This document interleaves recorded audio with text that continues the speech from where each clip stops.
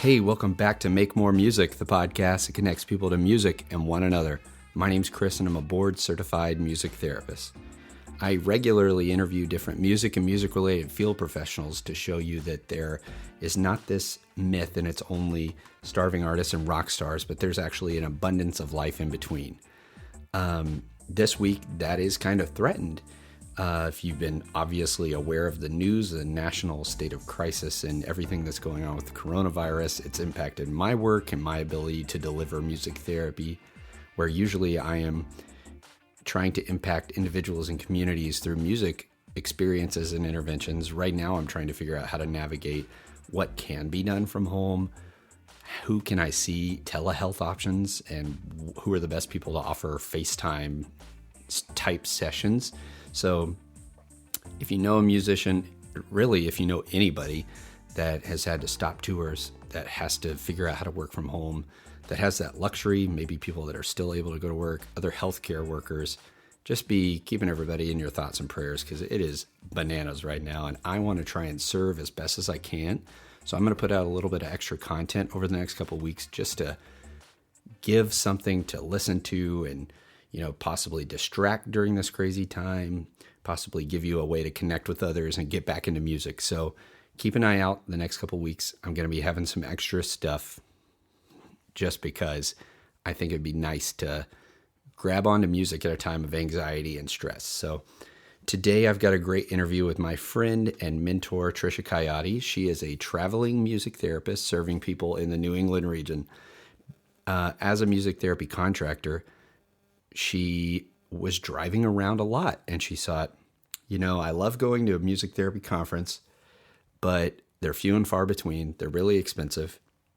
How can I translate little conference sessions into a podcast? And she just interviews music therapist after music therapist after music therapist. I also got to be on her show before the show launched, so I'll link to that in the show notes. But she's doing a lot of awesome things in her clinical work and through Music Therapy Chronicles, her podcast. And she also talks about her awesome ensemble, the Tutti Ensemble, and really a nonprofit adaptive band program, and just an inspiring person who's always just volunteered. And she talks about, I just kind of put my hand up and I did the next thing. So really fun one with Tricia, easy chat. I hope you enjoy it. Without further ado, here is Tricia Caiati.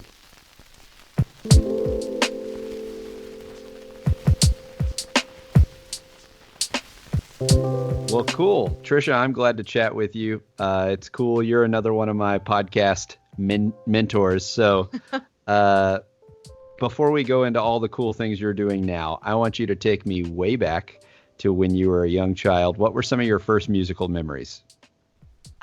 So probably different than most of your other guests because I didn't grow up in a super musical household.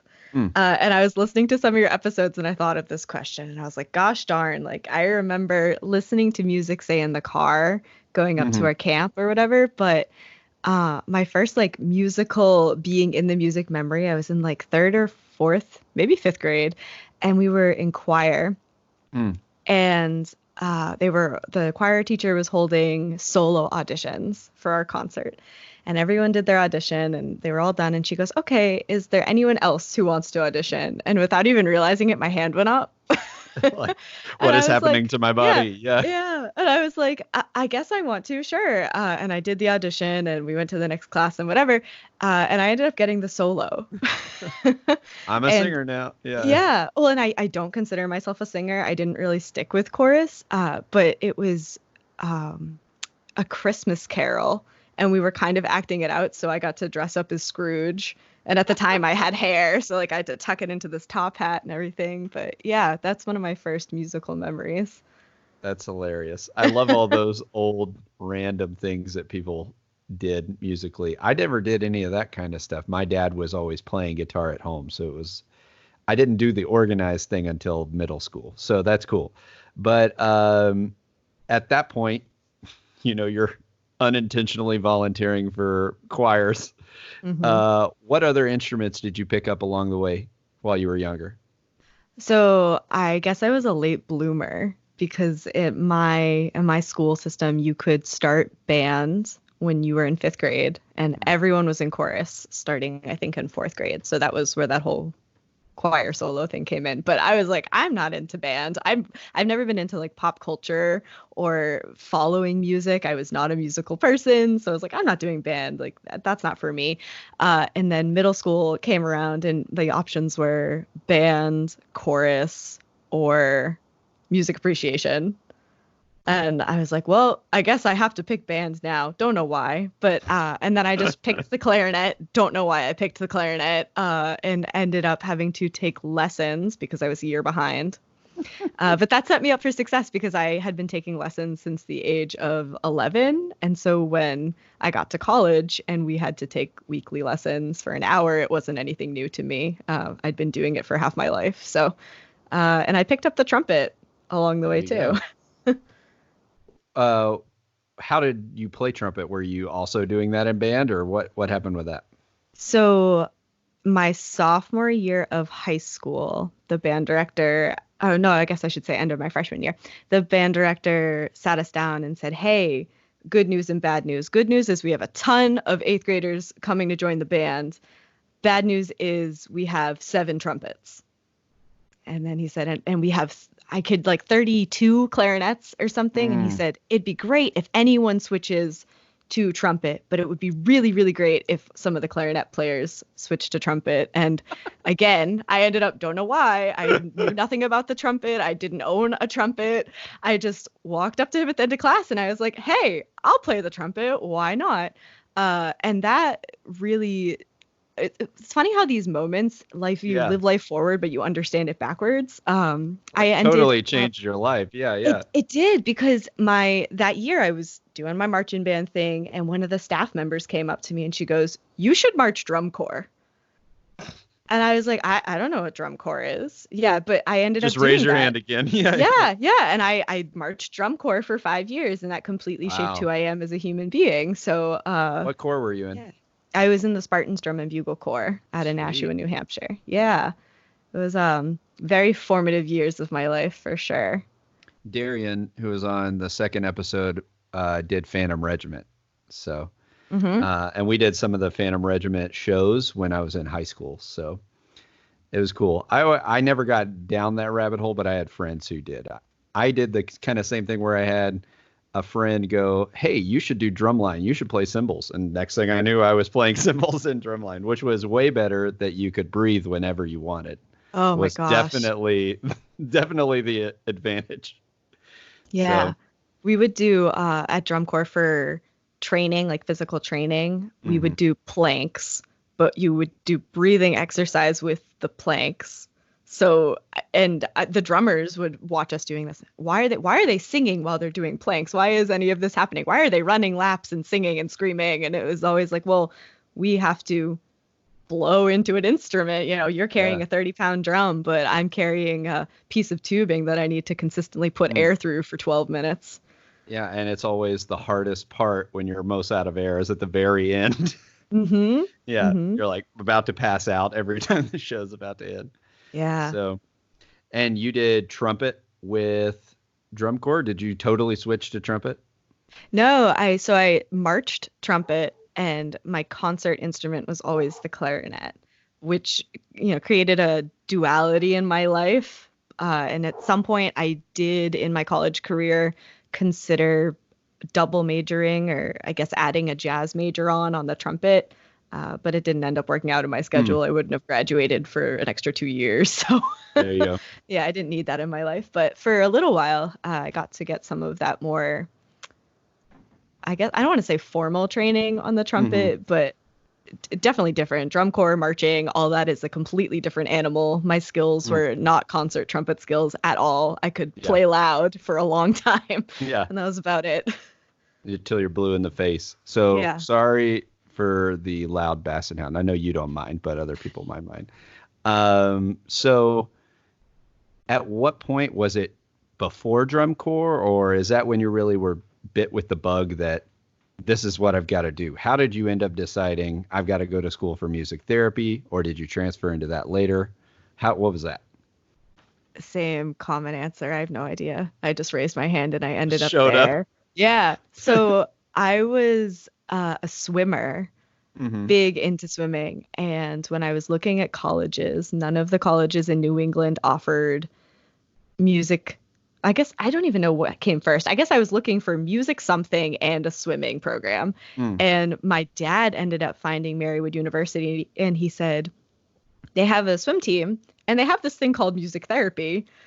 And the next thing I knew, I was going to Marywood for music therapy. Like, it was all a blur. I was watching a music therapy session, maybe my third or fourth week into school. Mm-hmm. And I saw just this transformation in the first 5 minutes of the session. And I thought to myself, this is it. I don't know how I ended up here, but this is it. This is exactly where I'm supposed to be. That's cool that you just kind of followed this current along. Yeah. It was all intuition. Place. Yeah. I couldn't explain it. And you're just this wide-eyed teenager just enjoying life. That's cool. Yeah. No kidding. And go ahead. I was just gonna say, like, what all went for that path? Did you always stay in the New England region? Did you move around? What does that look like for you? So I grew up in New England. I marched in New England, obviously. So my roots are really here. I went to school in Pennsylvania, but I was still marching at the time. So I would drive home the 6 to 8 hours, depending on the traffic. Wow. March all weekend, drive back to school, do school for 5 days. Yeah. And I was swimming, and it was a very intense period of my life, and I don't know how I did it. But I did. And then after I finished college, I did my internship in Pennsylvania, and then I came back to New Hampshire, back to New England, and I'm doing the music therapy thing here, and loving it. Honestly, it's nice to be back. Yeah. How long have you been back home doing professional work? 2 or 3 years. Okay. Yeah. And what populations? You're at a private practice, right? Kind of. Yeah, I do contract work, and we don't have a satellite location. We're all just floating. Doing your thing. So what are some, I think people who aren't music therapists wouldn't know that some people do that. So explain your job, what you do. All right. My elevator speech. This is funny because it's a question I ask. Yeah. So to someone who I just see, say, on the street, who asks what music therapy is, I say, well, do you know how if you have a block in an artery, you would get a bypass surgery around that block? And most people are kind of familiar with that medical model. And so then I say, if there's a block in the brain, we can use music to make a different route around that block. So, and then I might say, so that could be Alzheimer's, it could be with someone on the autism spectrum, it could be someone with depression. So for the listeners who don't know what music therapy is, you could say it's using music to achieve non-musical goals. You could say it's, for some of us, it's using music to achieve musical goals and seeing what comes out other than that. But using the neuroplasticity of the brain in that medical analogy is the best way I can explain to people the very broad scope of practice we have as music therapists. Yeah, that's cool. Have you done any of the other advanced trainings or anything? You're using almost like NMT language. Have you done NMT training yet? No, I haven't. It's great. You would enjoy it. If you're already talking like that, you would definitely enjoy it. Thank you. So what are some of the populations that you enjoy working with the most? The ones I enjoy working with the most are both ends of the verbal spectrum, if that makes sense. So I love very medically intense clients where I go in and they're, to the naked eye, to someone who doesn't have that musical connection with them, they might not see that there's a ton going on, but as soon as I get them into the music, they're laughing and they're singing and they're moving and they're engaged, and I love that so much. And then I also really love my groups where the music creates the container, but then there's a lot of verbal processing. Yeah. And I do a lot of the in-between, but I love the two ends the most. And you're driving around a lot, I guess, right? What's a week commute look like for you? Last year it was about 500 miles. Whew. Yeah, this year it's more like 200 to 300 miles a week. Oh, so, nice. That's a big cutback. Yeah. It is. My car appreciates it. Yeah. I remember I told the insurance agency once that first year, and they're like, what do you do again? It's like, not in sales. I'm a music therapist. They're like, Mhm. okay, whatever. Well, it's so hard, especially if you're doing that contract work that most locations do not have the budget to keep you there all day. So Correct. you're in your car every hour on the hour going to the next location, packing up your equipment, moving in and out, and it's a lot of wear and tear on your vehicle. Hmm. For sure.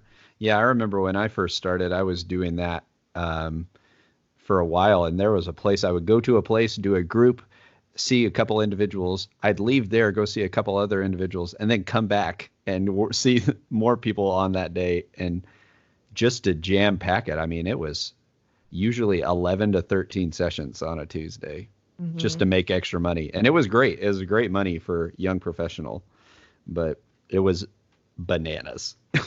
Yeah. So, well, what else do you think someone might not know about, being a music therapist and going to all these populations? What do you think is something that, when you're at Christmas with your family, or, you see extended family, or you reconnect with an old friend, what are those things that you find people want to know about what you do? That's such a good question. And I have to think about it. So I have a cousin who is studying to be a doctor, basically. And one Hmm. time I used my medical model analogy for my family, Hmm. and she literally goes, "Oh, neuroplasticity." And I was like, "Yeah." So Ding ding. most of the time I feel like I can talk pretty openly. So I'll try to think in my head of someone else I would be explaining it to. So here's a good example. One of my schools that I work at, I'm technically kind of their music teacher. And so I Hmm. need to consult with an actual music educator regularly to make sure that I am covering both ends of the spectrum, because the school feels that what I do is more applicable, but they still need to hit those education goals. So instead of using music pedagogy, instead of straight teaching notes and rhythms and instruments and orchestration and all that kind of Hmm. stuff, I'm using music to create the container for these students to grow as human beings. So I might bring in instruments, and we might learn the history of them and might learn some rhythms, but then I'm going to take that into the therapy setting and we're going to play those instruments. We might verbal process and discuss afterwards what it sounded like, what it felt like. So they're working on identifying their emotions and their relation to each other in the group. So that's kind of where it shifts a little bit, and not Hmm. everyone does that education model. I Hmm. don't do that with my 5-year-olds. I don't teach them the history of a djembe. I might mention Yeah. it, but not really. Yeah. But so that's, I guess that's kind of an example of how that's the therapy of it, is we're working on the 5 domains to help our clients in life Yeah, instead of absolutely. just teaching them musical things. For sure. And um, I had a good idea and it went away. So give me 1 second. Go for it. Uh, what do you think are some of the unique challenges? You mentioned a little bit of budgeting with facilities. What are some of the challenges of being a music therapist that does contracting go around to multiple places? So I don't know if I'm super equipped to answer this question because I am contracted through a private practice. Does that make Correct. sense? Yeah, So yeah, yeah. they're the one who really is doing like billing and all that kind of stuff. My personal biggest hurdle with a lot of these locations has been that because I am through that agency, Hmm. there is the middleman. So if there's confusion with what I do or my therapeutic process or anything like that, they might not necessarily come to me and Mm. ask me. They might ask my supervisor, which is fine. Like that's why there is this relationship. But so much can be lost in the communication Hmm. there. And my supervisors are really great at making sure they communicate with me as best as possible. But they're a different music therapist with different views and a different therapeutic framework that and they're not with me in the session all the time to completely Hmm. know what the say teachers or counselors or whoever is really looking for in what I do. So that's been a little bit of a challenge for me, is communicating all these things because they see what I'm doing and for the most part they love it.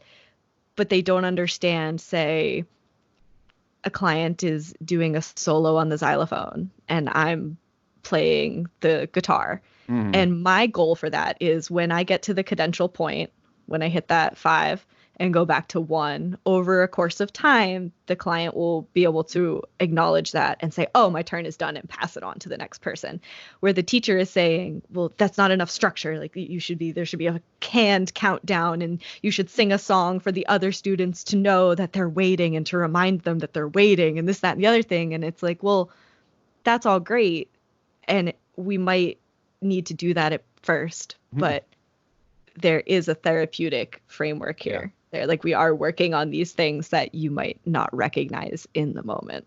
Yeah, and in life, in a conversation, nobody says, all right, you're done talking in 5, 4, 3, 2. All right, my turn now. That's so true. Yeah. So what do you think still draws you and still helps you combat burnout and just stay in love with music therapy? Because we're going to get into your awesome podcast here in a minute, but Thanks. I think that's fueled by your passion for music therapy. So what keeps you going and keeps that fire? Belly laughs. If I can get a belly laugh out of a client, that just makes my week every single time. And I know that's not necessarily a musical answer or a musical response, but that's just feedback to me that I am doing something right. Yeah. Yeah. And how therapeutic just a good laugh. Like, that's like some of the best memories of growing up is like my friends doing idiotic things and just laughing until I thought I wasn't going to breathe any longer. Like, I might die, but this will be a great death. So, so how did this whole genesis of your podcast really start? Driving 500 miles a week. That's what I assumed. So you're driving around, and what made that click of the Music Therapy Chronicles? Why did you feel like your mission should be what it is? How did you get to that point? I put my hand up for the solo. Yeah, I'm sorry. I don't mean to sound like a broken record, but it's so true. And in another like 3 years, it'll make sense to me. But right now, people ask me this question, and the very surface answer is I was driving around and I was listening to other podcasts about other content. I was listening to audiobooks. I was feeling like I was taking in all this awesome content, but I would park my car at the session and not feel energized for my session. And conferences are few and far between for those of us who can even afford to go. And so I wanted to make this more accessible. And there were music therapy blogs and, e-courses and different things you could do. But I feel like a podcast is really accessible. Most of us, I should say, have a commute. And it's just easy. It's free. Yeah. So have you ever read Elizabeth Gilbert's Big Magic? No, I don't know it. That's totally unfamiliar. Tell me about it. Okay, so it's a great book about being a creative, living a creative life, creative process. And she says that ideas are this thing that exists outside of us. So the idea exists and it will come visit you. And if you don't act on it, it will go visit somewhere else. Yeah. So since starting my podcast, there have been so many other similar podcasts coming out. And even right before I had my launch, Music Therapy Hour came out. And I was like, oh my, like other people have this idea. This is awesome. And we all have our own take on it. We all do it differently, which is even better. So yeah, the idea came to me and I toyed around with it, mentioned it to a couple people, didn't do anything. And finally, my partner, Chris, said, look, I have all this equipment, this audio equipment just sitting in the attic. So you're going to start doing something, start somewhere. And here I am. It's been 9 months, maybe. I launched, last May, and it's great. It's great to be able to connect with people and feel inspired and share that with the listeners. What do you think already, just in 9 months, have been some of the awesome things you've learned out of doing this and talking with all these other music therapists? Oh gosh, you're putting me on the spot. Learning about the things that everyone is creating. Yeah, that's It's my really answer. cool. It Yeah. is. What are some of the ones that blew you away the most? You don't have to, we're not playing favorites or anything, but just what are Thanks some for cool saying that. things? Yeah, what are some cool things that you're like, I never would have thought that somebody was even doing that?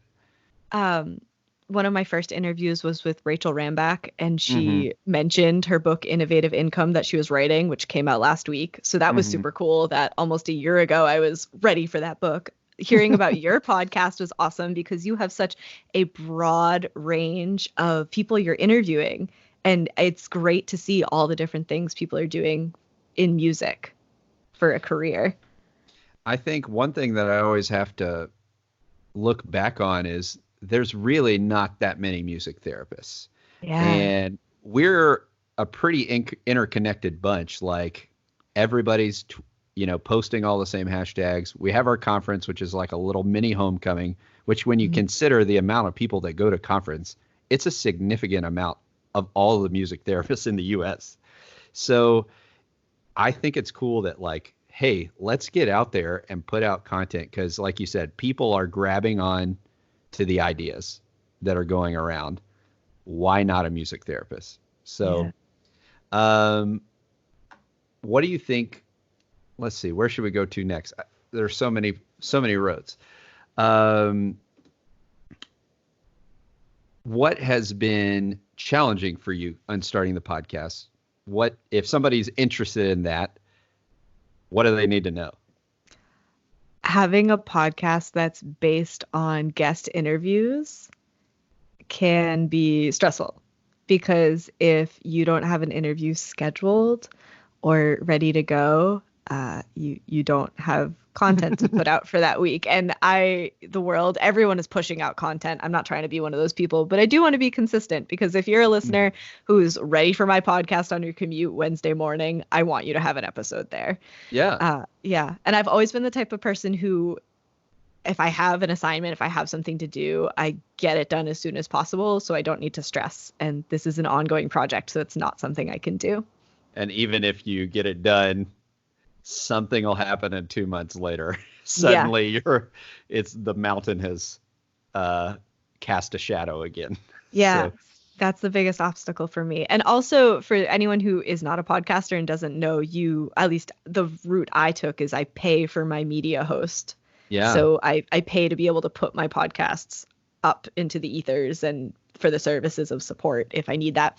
And I was having these longer episodes and I wouldn't have enough storage for the month to upload my last episode of the month. And I was like, well, I don't need the bigger package because I'm not putting out twice as much content. But so that's also been a little bit of trying to figure out how to balance having the interviews be in depth and be longer. And I do that by splitting them up sometimes, but also fitting within the confines of the service I'm paying for.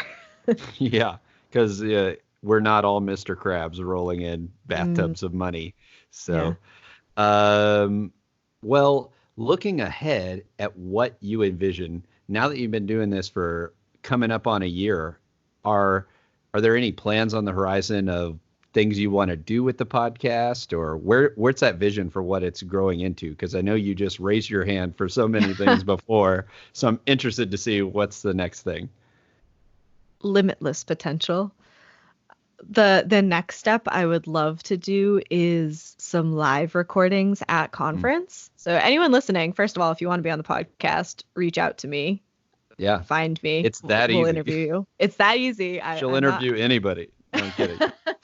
I'm just joking because she did interviews.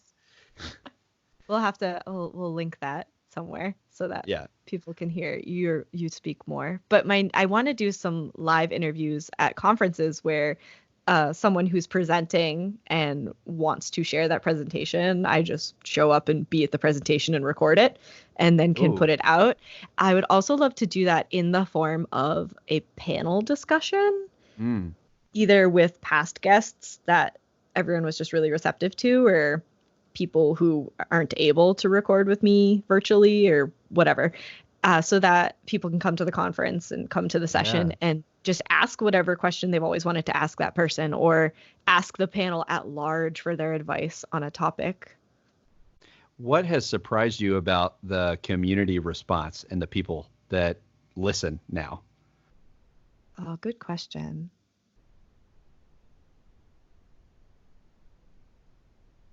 I have to think about that one.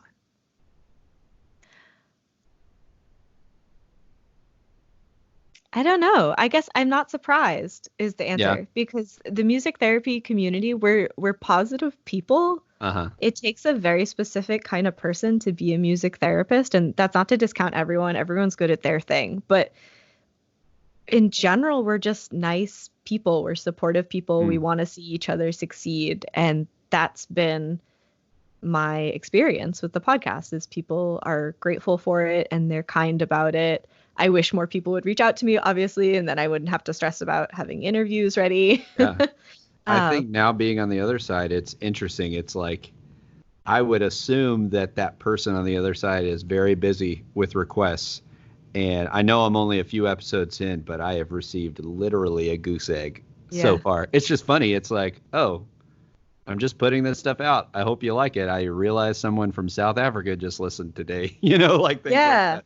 So. I don't want to sound negative because I'm grateful for all of it. But the response has been slow in some ways. And I don't go super heavy with like being on social media and pushing content and doing that kind of thing to get the message out there. I just believe that the people who are meant to find it will, and that's okay. And I'm okay with slow growth. Mm-hmm. But overall, I thought like, oh, great. Like people will want to be on. They'll email me. It'll be great. Everything will be pretty smooth. But there are months where I'm sending lots of feeler emails out like, hey, would you like to be on? I know you're doing this great stuff. Let's share it. Let's do this together so other people can hear what you're doing and hear it from your words.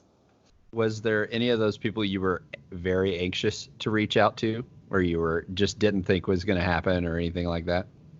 No, because if you never ask, the answer is always no. Truth. Yeah, I guess I always reread my emails 20 times and then it's like, oh, I've noticed the error after I have hit send. That's just everyone's problem. So that's but other than that, I'm like, well, if there's a flaw in my email, there's a flaw in my email. At least I've tried to connect with this person. And I've only had one person say no, and it was because they're just at a very busy point in their life. So, yeah. Well, other than the podcast, I know you're in this community ensemble. Tell me a little bit about that, if you want to talk about that. Yeah. Are you talking about Tutti? Yes. Yeah. I saw it and I looked at it a little bit, but I don't know anything about it, really. So Tutti is up and coming. The Tutti Ensemble started at Marywood while I was there. And one of my peers had this vision for an adaptive band program where music therapy students and music education students work together to teach instruments. It's kind of evolved into like choral as well to students with specific needs. So a lot of them would be clientele we'd be working with as music therapists. And one of the most beautiful things about it is we pair the 2D student with the two college, we call them rehearsal assistants. So the music education rehearsal assistant is teaching the instrument, and the music therapy rehearsal assistant is adapting what's being taught, adapting the instrument, adapting the sheet music, doing whatever adaptations should be done to help that student succeed. So it's a 2-on-1 lesson. Yeah, 2-on-1 lessons every week. It's a nonprofit organization. Nothing is charged. The students are not charged in any way for this. And at the end, there's a recital. Sometimes they get to play with the university band. They get guest performers come to the rehearsals and play their instruments to show them, like, you play the clarinet, you're learning the clarinet. Here's a really good clarinetist and what they can sound like. So it's been great to watch the program grow since I left college, and hopefully expanding in the next year or so. We have some stuff in the works, which is super great to see. So check out the Tutti Ensemble online at nonprofit adaptive band program with That's cool. Yeah. And so those rehearsal assistants, they're current students at the university? Yeah, correct. What a cool model. What a cool way for students to really get in and get their hands dirty and real life experience in a way that it's going to impact them just as much as it, or more, as it impacts the person they're working with. Mm-hmm. And it gave me, when I was in that position, a great, because I had been playing instruments since I was 10 years old, right? So you think like I could teach someone an instrument, but watching someone with actual pedagogy training do it just blew my mind. I was like, oh, no, I can't do this at all. Yeah, that's how you explain the thing. And of course, they were looking at the student struggle with holding this instrument or sitting in the chair or whatever they needed. And the music therapy RA, I should say, is like, oh, we just need to put this cushion under them, or we just need to put stickers on the flute. Or we have one student with pool noodles on her flute so that her hands would stay in the right place. Yeah. So it was an awesome collaboration. Really grateful for that experience and proud to see the program continue to grow. That is great. Well, what other things are going on? I know you're just going to ride the wave, but what other things are going on for you in your music therapy work? Even just other things you have in your personal horizon. What are you looking ahead to the next couple of years? Riding the wave is a great way to put it. Yeah. Launched the podcast last year, seeing where that'll take me. Tutti has possibly 2 new programs starting in the next year, which is great. So that's going to take a lot of work. We're doing a lot of method book writing and groundwork for that. And then Thanks. And I work full time as a music therapist. So just in my in case personal you weren't life, aware. Yeah. In my personal life, I walk my dog before and after work, and I make myself a meal, and then I sleep sometimes. So that's basically it. I know we kept you up late for your regular bedtime. So my regular bedtime, which anyone else would laugh at. So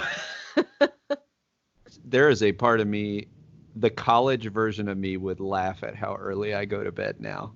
It was night and day, literally. I used to stay up so late, and now if I don't have coffee, I told that to somebody the other day. I was like, when I was in college, pre-gaming did not mean drinking coffee before I went to something.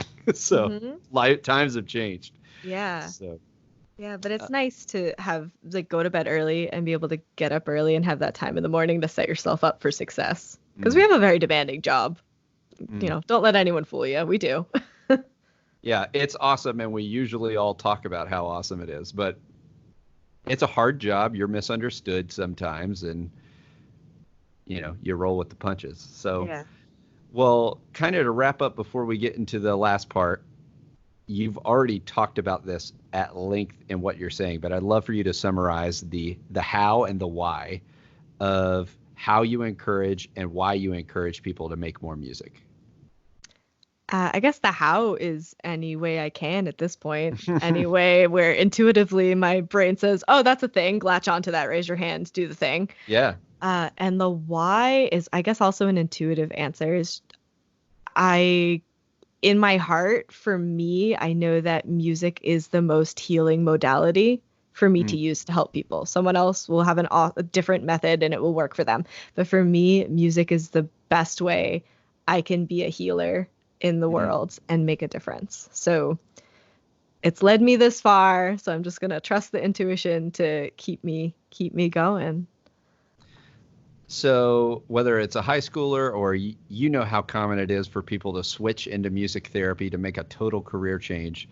If somebody was inspired by the things that they heard you doing, what would you tell that person to encourage them if they're also worried about those fears, worried about how much money it'll make, all those different things? What would you encourage people with?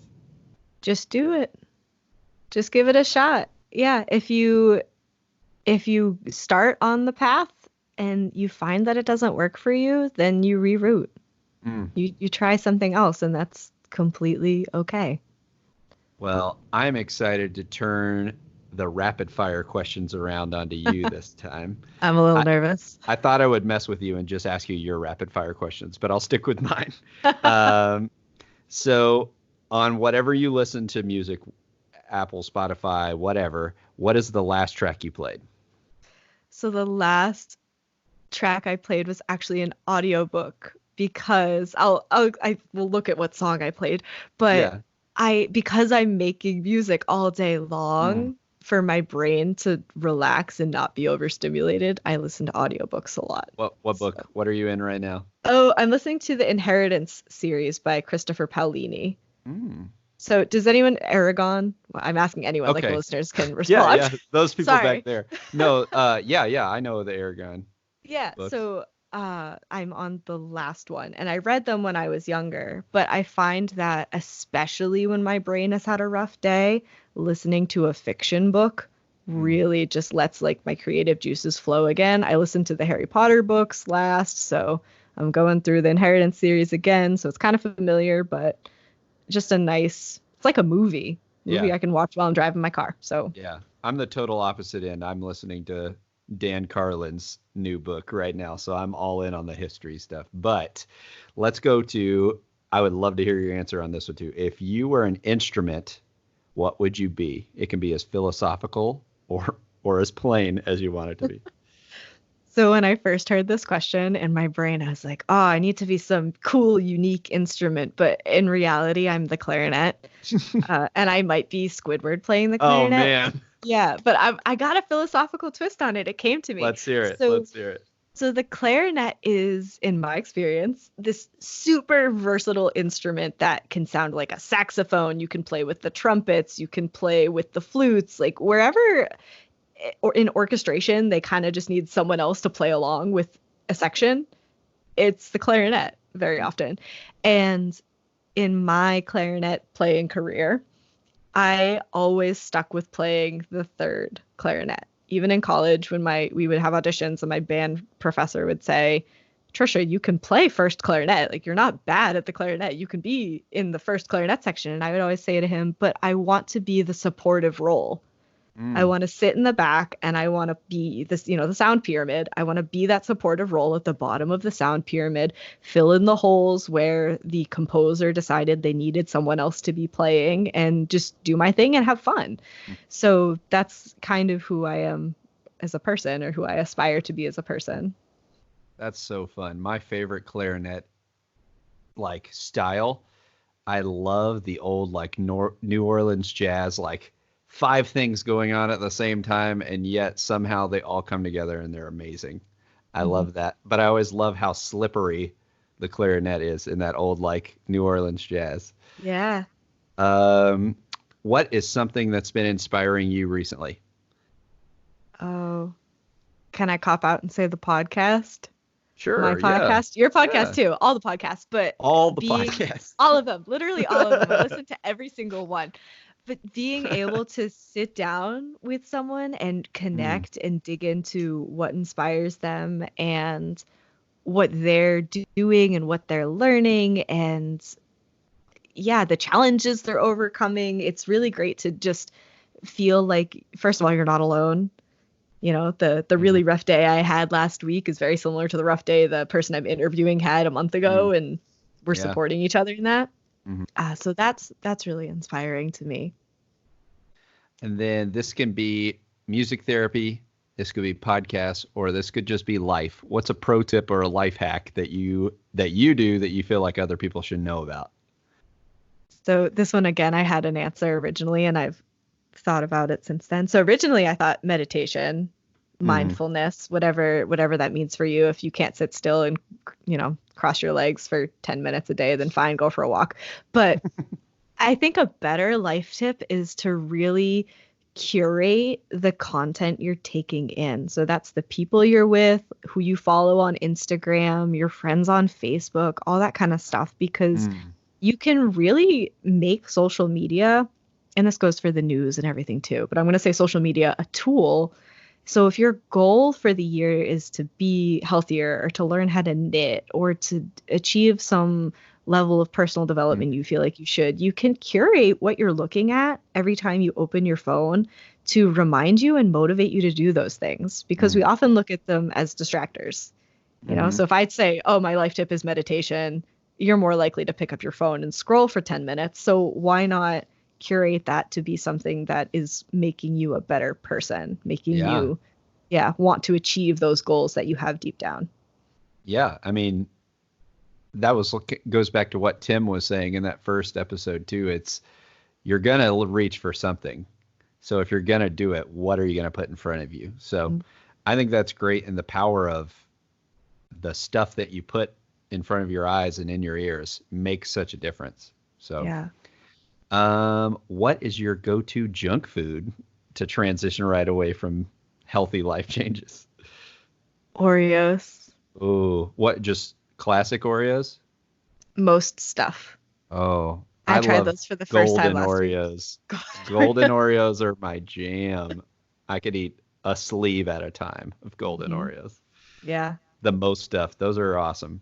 Just as long as it's not those thin ones. Like, why do those exist? No, it's the exact opposite of what I want. Yeah. I used to, in my swimming days, if we had like when I was 13, we'd have a sleepover with all the swimming people. We would have Oreos and then a jar of funfetti frosting or whatever and dip the Oreos in the frosting. Oh, yeah. And eat that. Great. And it didn't matter because we had just been swimming for 4 hours. Yeah. Yeah. Swimming and then DCI. Yeah, you were good for a while. I was. Yeah, I could eat those Oreos. Not so much anymore. I've slowed down a little bit. Yeah. Lastly, you talked about the Tutti Ensemble, but what's a person, project, or organization that you feel like deserves a shout out? Way to put me on the spot. I'll say Tutti just because you said it, because we're up and coming and working hard. Sweet. Yeah, I'll go with that. That's great. That's awesome. Well, Tricia, it was easy to chat with you today. I was glad to reconnect, and thank you for all your support helping get my stuff off the ground. For anyone who wants to learn more about music therapy and the Music Therapy Chronicles, where do you want people to check you out? All of your social media stuff. So we're Music Therapy Chronicles on all the things. You can email me at feedback@musictherapychronicles.com. In my haste to get started, I didn't think to put hello@musictherapychronicles.com, but that's okay. Feedback, do that one. We have a group on Facebook, and yeah, I guess that's where you can connect. Check out the podcast wherever you listen to podcasts. Yeah, all the places. Awesome. Well, Tricia, thanks again. For Tricia and Chris, remember, we're signing off, and give more grace, share more love, and make more music. All right, Tricia is awesome. I hope you enjoyed that chat. If you want to stay up to date with everything we're doing with the podcast, please follow on Instagram at make.more.music. I'm going to be putting out a lot of information about all the upcoming episodes, bonus content, and things going on. So if you're enjoying it, I'd love if you'd share the show, send it to somebody, text somebody, mention us on Facebook, Instagram, whatever. And if you want to get in touch, you can send me an email at makemoremusicpodcast@gmail.com. Thanks again. Remember, connect with other people, make some music, and thrive, because coronavirus is temporary, but music is forever. Give more grace, share more love, and make more